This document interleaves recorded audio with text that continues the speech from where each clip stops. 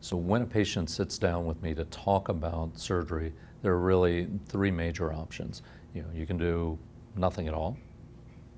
If a patient is very elderly and not in good shape, and you can almost make the diagnosis these days radiographically, some very elderly patients in poor prognosis decide to just go hospice once that radiographic tentative diagnosis is made.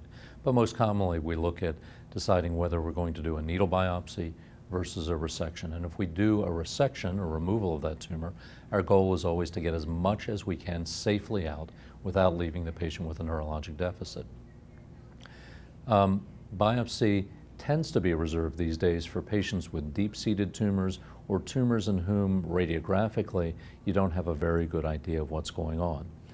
I used to do a lot more biopsies earlier in my career, but with advances in MR and radiography, we can tell probably 90 to 95% of the time that a patient has a glioblastoma versus a metastasis versus a lymphoma, other brain tumors that can commonly mimic glioblastoma, in the neighborhood of 3/4 to 4/5 of the time.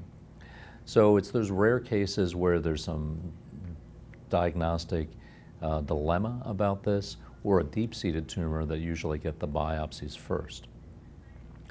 If a biopsy is done and it does prove that it's a glioblastoma and it is an area that is resectable, or we have a pretty good idea going into this that we're dealing with a glioblastoma just from the MRI, then we focus on the discussion of how much of the tumor can we safely get out.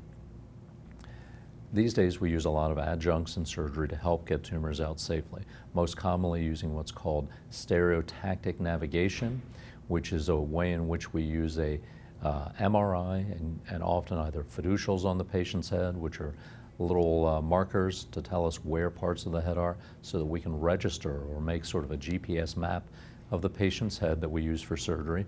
And we use a little light pen during surgery to tell us where the edges of the tumor are.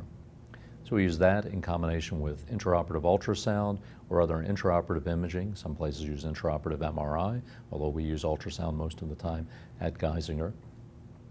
And then the last adjunct to help us out with our surgical resection is one that I rely upon fairly heavily, called neurophysiology, electrical stimulation of the brain itself or pathways in the brain to try and make sure that we are doing a safe resection during surgery.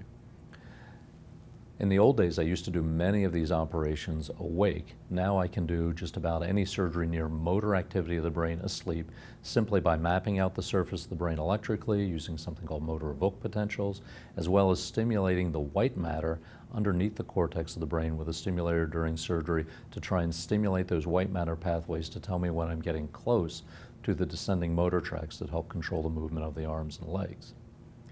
In the past, I used to have to do this awake and just monitor the patient neurologically, but now we've been able to do this very consistently over the last 10 to 15 years, and patients that early in my career that had tumors in or near motor areas that I would do awake, I can do asleep quite effectively. I still do awake operations a few dozen times a year, mostly for tumors in or near speech areas, which we still find difficult to map out while a patient is asleep.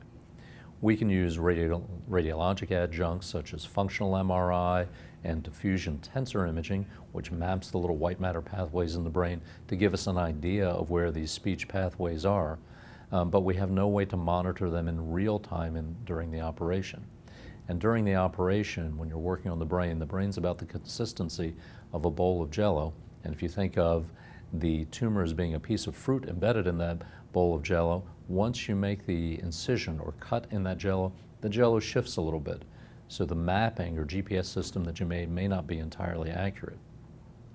So when I have a patient with a tumor near speech areas, especially near expressive speech areas, I like to have that patient awake. We stimulate the surface of the brain to find out exactly where those speech areas are, how they relate to the map we have of the tumor, and then while we're taking the tumor out, continually monitor the patient with a neurologist, talking to the patient under the drapes, doing speech testing and language testing to make sure I'm not doing anything that's interrupting with that patient's speech. And when we do that, we have a very low morbidity. We often cause some temporary worsening of the speech in the neighborhood of 15 to 20% of the time, but only about 1 or 2% of the time do we have an injury that leaves the patient with a permanent deficit. And as we mentioned earlier, avoiding a permanent deficit is the most important part of the brain tumor surgery, aside from getting as much of that tumor out as possible. Because if we hurt that patient, they're not going to do as well in the long run. Now, this same discussion occurs with the patients whether they're 10 years old or 90 years old. Obviously, we've got different ability to recover in an older patient versus a younger patient. We may have differences in their overall survival, but it's that same balance of the risk of surgery and trying to get as much as we can versus the patient's recovery ability and what their goals and desires are in life to figure out the best path and the most accurate, complete resection we can for each patient before we move on to the next stages of therapy, which of course include the radiation and drug therapy. Now, one of my partners, Dr. Nick Marco, a couple of years ago did a beautiful paper in the Journal of Clinical Oncology, which showed mathematically how percent of resection varies with outcome. And essentially what that model showed is that there's not a single cutoff like we used to think 10 or 20 years ago, that you had to get 98 or 85% of the tumor out and the patient magically was transported to a better prognostic group. In fact, there's a curve that's almost a logarithmic shaped curve. With a greater percent resection, the greater the prognosis. And that varies both with age and Karnofsky performance level as well as percent resection. So that a young patient in a good Karnofsky performance group does even better with a greater percent resection than an elderly patient who's not doing as well. And what this leads to is a discussion with the patient really focusing on quality of life and percent of resection before the surgery begins. If we do anything that causes a neurologic deficit during surgery, the patient's overall survival and of course their quality of life bottoms out and they do not do very well overall. So our goal surgically is to do the maximum safe resection, to get as much of that tumor out as possible.